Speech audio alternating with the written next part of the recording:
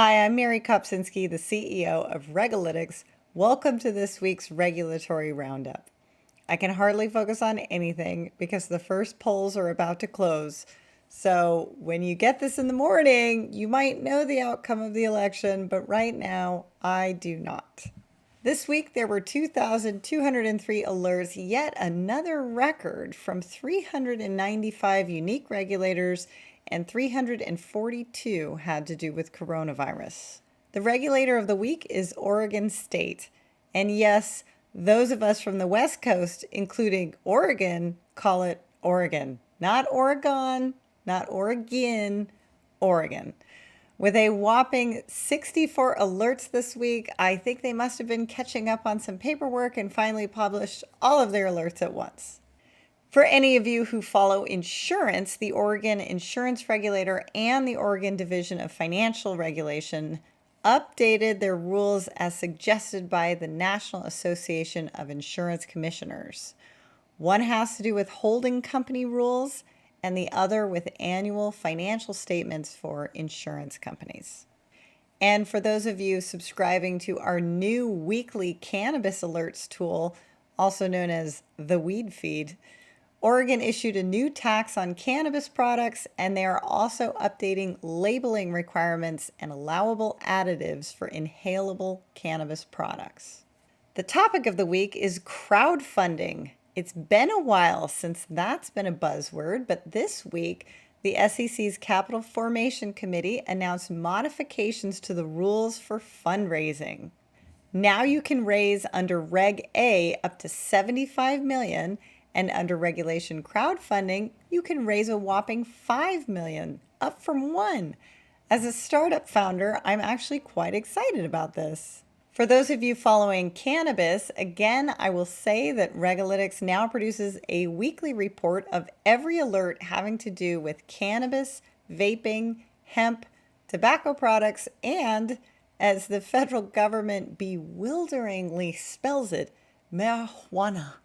Yes, they spell it with an H. I don't know why, but whatever.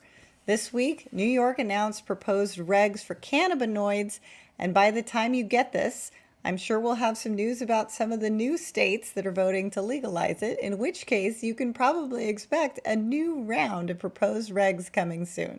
For those of you following climate regs, the New York Department of Financial Services is expanding its efforts to push for climate financial risk disclosures. A Colorado man was sent to prison by the Department of Justice for a biodiesel tax credit fraud. And the newly minted California Department of Financial Protection and Innovation busted a PACE fraud by a company called Ecotech. For those of you who don't know, PACE is a federally run program that provides unique financing options for clean energy overhauls. Once again, there's way too much to cover in our compliance corner.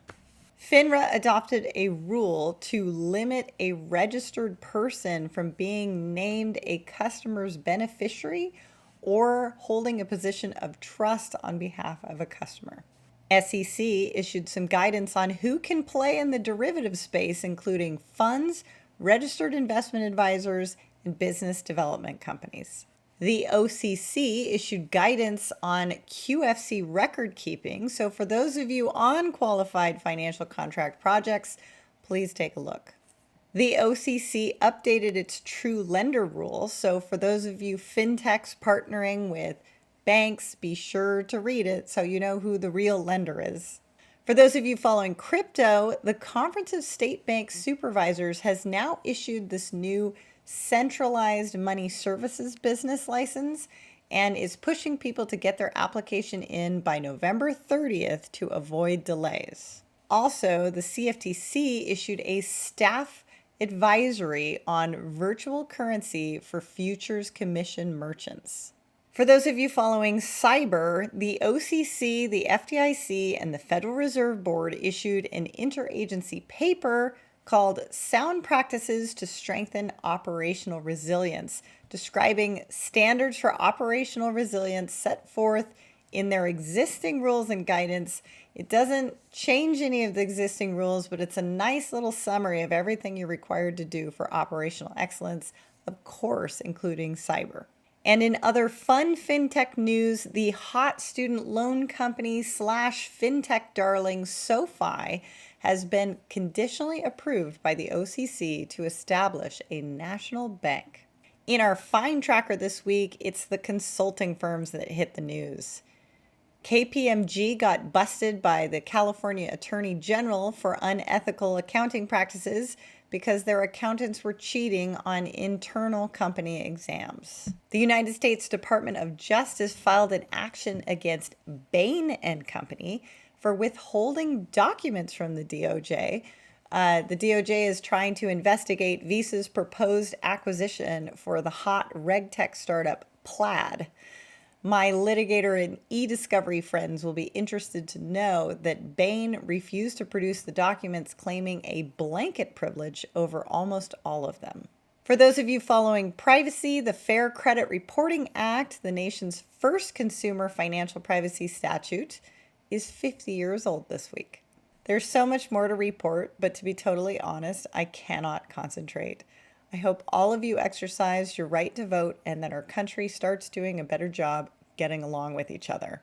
That's it for Regulator's US Alerts. Join me every Wednesday morning on LinkedIn, and for the longer version, see us on YouTube.